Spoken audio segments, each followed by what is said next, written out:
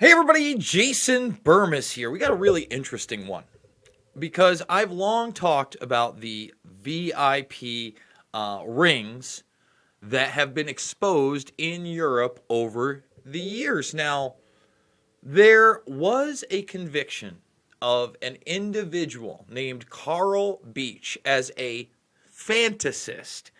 And earlier in the press, he had been known as Nick. So Nick, aka Carl Beach, ends up being convicted and put in jail for 18 years for his claims against certain quote unquote elite pedophiles. Now, here's the thing, there are some that defend him and say that he got railroaded. There are others that think that no, he in fact was a disinformation agent and was paid to do this and kind of strung along, promised things that did not come true in order to discredit the larger ring. Now, how does this include Epstein?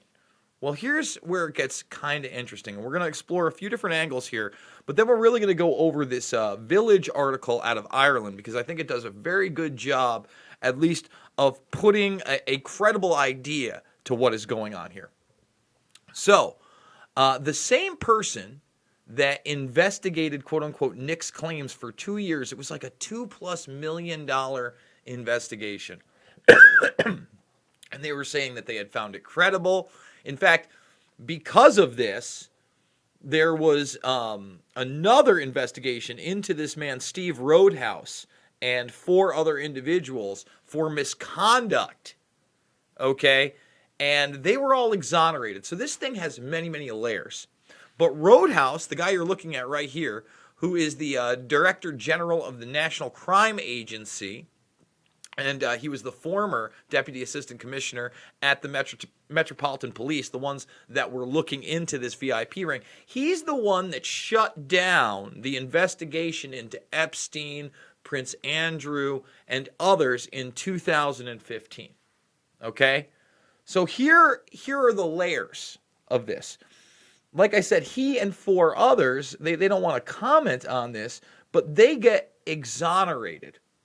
Now, people like this gentleman, Richard Enrique, doesn't understand how they just went with this guy and how they didn't look into any of his claims. For instance, Beach claimed that he witnessed one of his schoolmates being run over in front of other boys that were abused as basically a warning sign.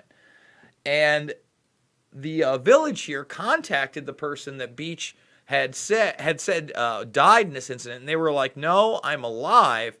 And he's claiming that the police didn't contact that same person for a couple months after. But they're making the point, hey, this may have been an operation to try to obscure that one of the deputy assistants of MI6 was abusing children, that Jimmy Savile was abusing children, that Ted Heath was abusing children, and many others were abusing children. We're going to read a lot of this and go over some of the key points. But even right now, and notice what it says, the British tabloid press says yes. So this guy right here may be completely legitimate, but remember, now there is no VIP ring in Europe.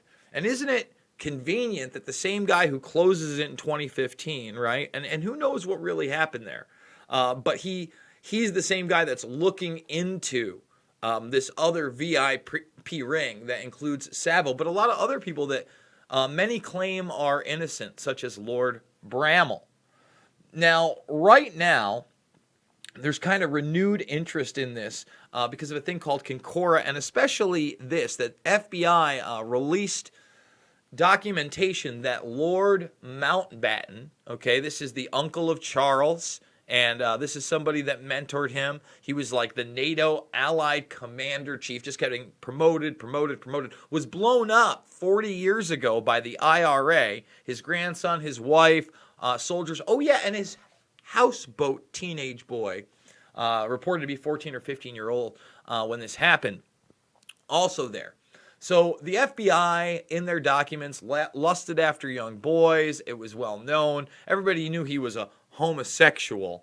But the truth of the matter is he was abusing young boys. And that's why there is an inquiry into Concora, which is one of these schools where it does look like these boys were indeed abused. And one of the first things you learn about here is that where is it? Where's that MI6 leader? Man, I don't want to.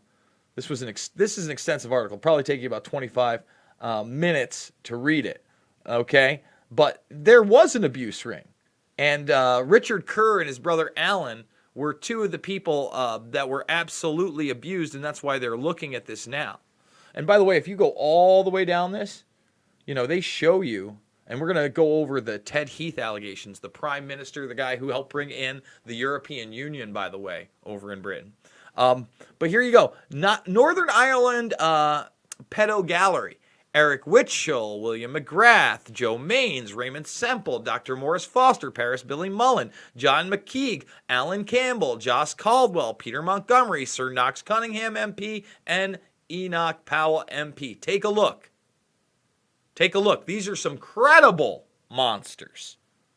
Okay, but if you read this article, what they think happened is, and they tried to do this to Kerr as well. First of all, they believe that not only is Kerr credible when he's talking about, leaders within MI6 abusing him and other leaders. He was he's living in Dallas, Texas. He goes to the UK and Ireland, and he's approached by a group that says they want to help him. He's suspicious, so he gives them a false address. All of a sudden, he gets this threatening letter saying that they don't believe all of his claims and that he may be working against them, and that another victim of this abuse, who he claims jumped off a boat to kill himself, a ferry, was actually possibly murdered by him, and that they can't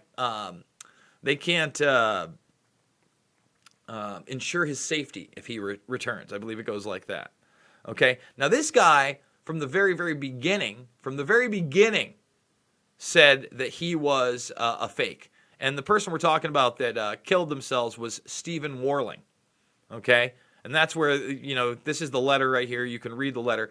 But he was smart enough to give them a false address, and that's how he knew the threats were real. Remember, this investigation is real.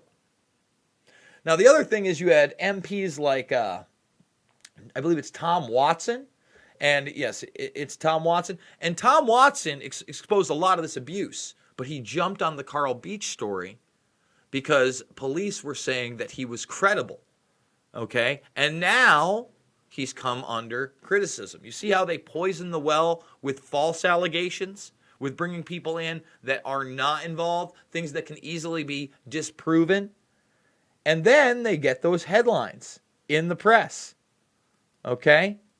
Fury, Nick the Fantasist. I mean, if you type in Carl Beach, it's all about what a liar he is and how these VIP networks don't exist. But if you read this and you get down to some of the things that Heath was actually accused of, all right?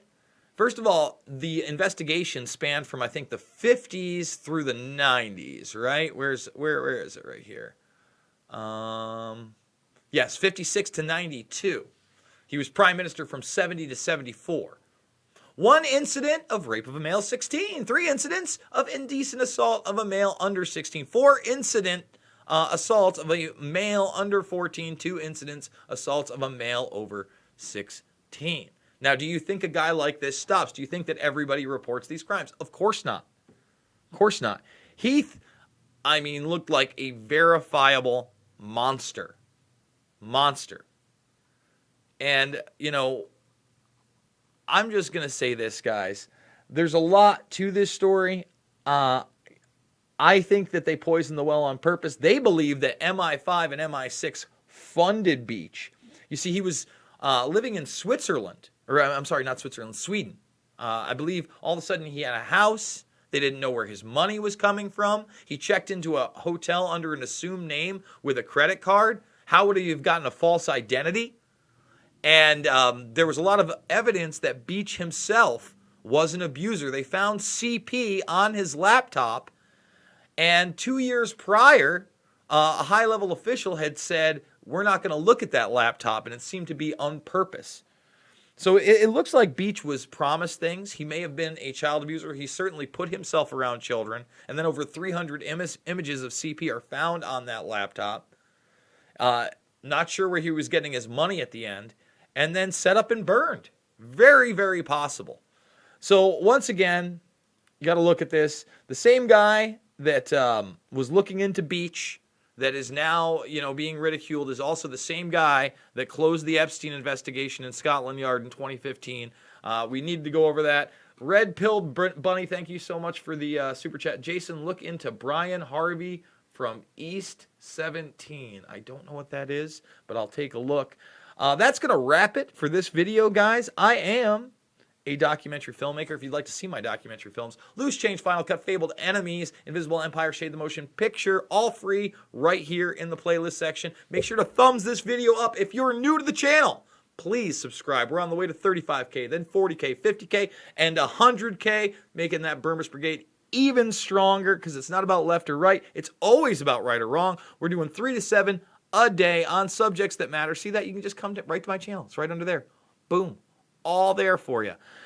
And if you can, $5, $10, $15 means the world to me. No Patreon, no Subscribe Star, no secret information, no sources I'm not telling you. Today at 6 p.m. Eastern is the premiere of Mixed Martial Mindset with John Fitch, where we're going to be going over not only MMA fights, but big stories as well. Very excited about that. So if you want to continue to see great content, please support me financially. We're really going to try to hit that $5,000 goal this month. With that being said, I love you guys, and I will see you on the flip side.